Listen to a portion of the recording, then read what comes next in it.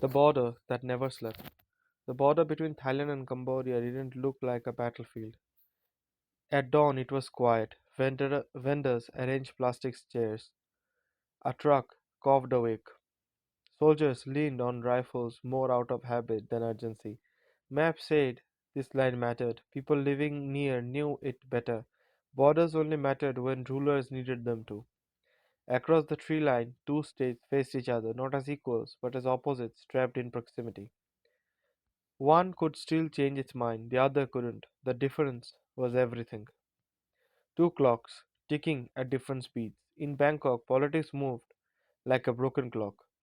Noisy, unreliable, always stopping and starting. Governments failed, parties split, generals intervened, and then retreated. Courts dissolved parliaments. Protests flared, vanished, returned under new banners. Messy, exhausting, dangerous, but alive. Power never stayed still long to fossilize.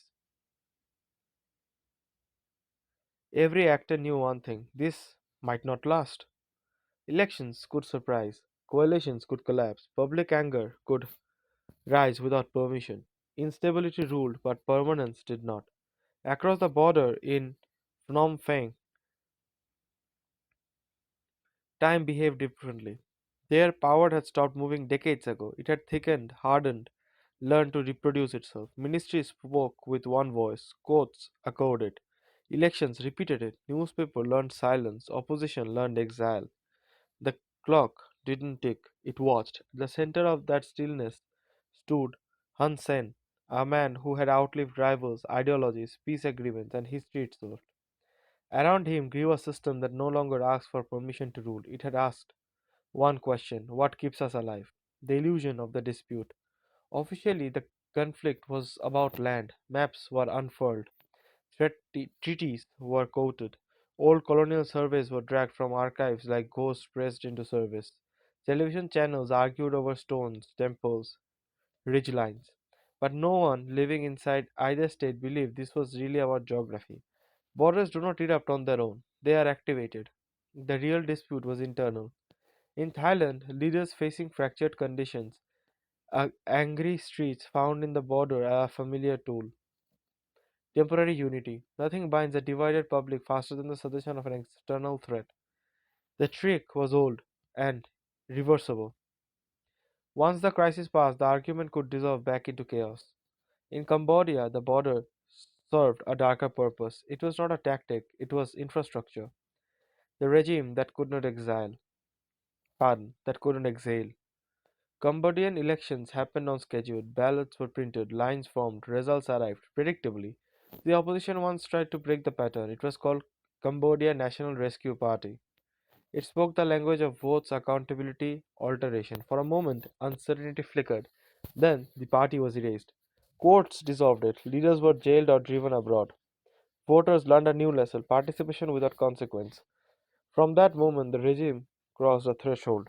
It no longer needed to persuade, it needed to contain. Contain dissent, contain scrutiny, contain the question of legitimacy, and containment requires money. Not transparent money, not taxable money, but money that doesn't ask questions.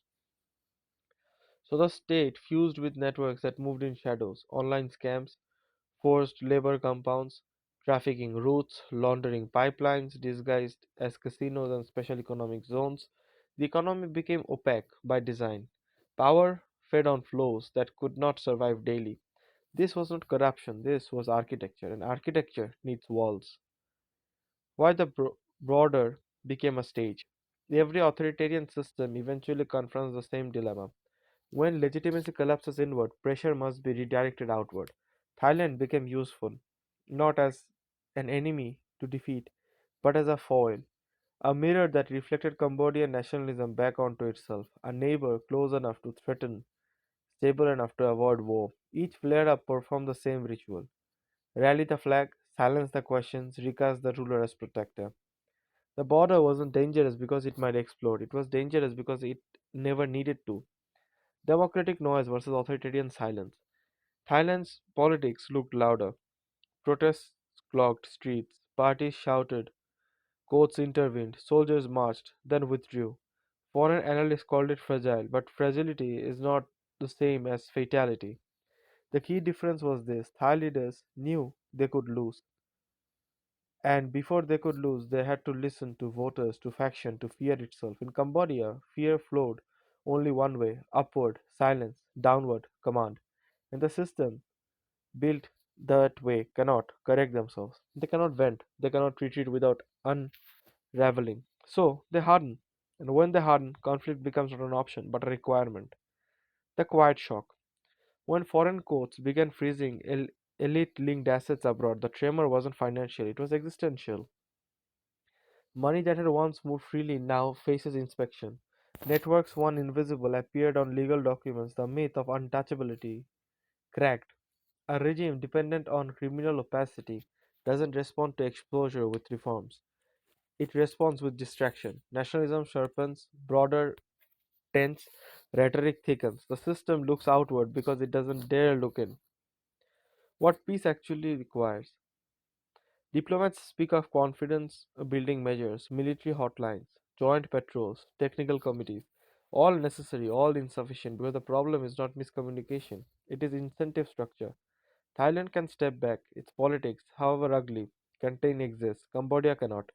Its system has sealed every door except one. Until that changes, the border will remain listless. Not because it is disputed, but because it is useful. The border at dusk. At sunset, the soldiers light cigarettes, vendors close stalls. The line between states fade into shadows. Nothing happens, and that is the danger, because the conflict is not waiting to begin. It is already doing its job. Final truth. Border doesn't cause conflict, illegitimacy does.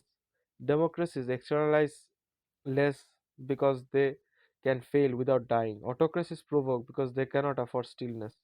Until Cambodia's system can breathe and Thailand can stabilize, the, the border will remain what it has become: not a line on a map, but a pressure valve for unresolved power.